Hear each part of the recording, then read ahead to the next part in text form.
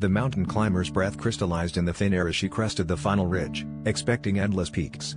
Instead, she found a glowing rendering in progress sign perched on the summit, and beyond it, a stark void where the world faded into wireframe. For a moment, she wondered if the altitude had warped her senses, but the sign blinked steadily, and the unfinished terrain trembled like a paused video game.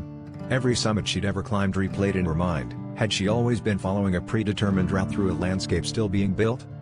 Miles below, in a windowless room, a coder named Ravi hunched over his screens, tracing patterns in the noise of the world.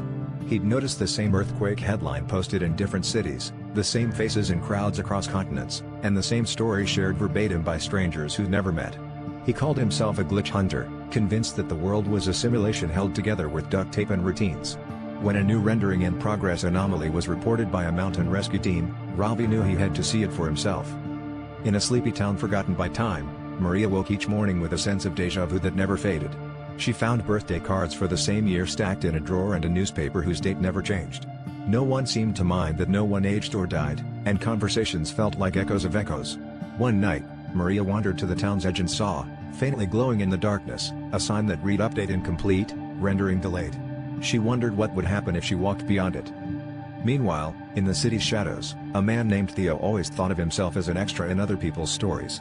But lately, he'd started to remember conversations that never happened and dream of places just beyond the city limits, places he'd never seen, because they hadn't yet been rendered.